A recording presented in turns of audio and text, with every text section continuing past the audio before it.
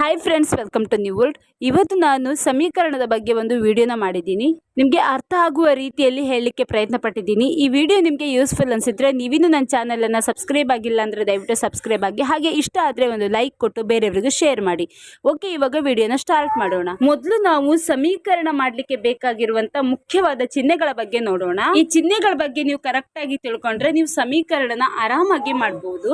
Okay, ಮೊದಲಿಗೆ ಸಮಚಿಹ್ನೆಗಿಂತ ಎಡಗಡೆ ಏನಾದ್ರೂ ಪ್ಲಸ್ ಬಂದ್ರೆ ಅದನ್ನ ನಾವು ಬಲಗಡೆ ತಗೊಂಡು ಹೋಗುವಾಗ ಮೈನಸ್ ಆಗುತ್ತೆ. ನೆನ್ಪಿಟ್ಕೊಳ್ಳಿ, ಸಮಚಿಹ್ನೆಗಿಂತ ಎಡಗಡೆ ಏನಾದ್ರೂ ಪ್ಲಸ್ ಇದ್ರೆ ಅದನ್ನ ಬಲಗಡೆ ತಗೊಂಡು ಹೋಗುವಾಗ ಮೈನಸ್ ಆಗುತ್ತೆ. ಹಾಗೆ ಸಮಚಿಹ್ನೆಗಿಂತ ಬಲಗಡೆ ಏನಾದ್ರೂ ಮೈನಸ್ ಇದ್ರೆ ಅದು ಎಡಗಡೆ ಬರುವಾಗ ಪ್ಲಸ್ ಆಗುತ್ತೆ. ಸರಿಯಾಗಿ ನೋಡಿ, ಸಮಚಿಹ್ನೆಗಿಂತ ಬಲಗಡೆ ಮೈನಸ್ ಇದ್ರೆ ಅದು ಎಡಗಡೆ ಬರುವಾಗ ಪ್ಲಸ್ ಆಗುತ್ತೆ. ಉಲ್ಟಾ ಪಲ್ಟಾ ಆಗತ್ತೆ, ನೆನ್ಪಿಟ್ಕೊಳ್ಳಿ.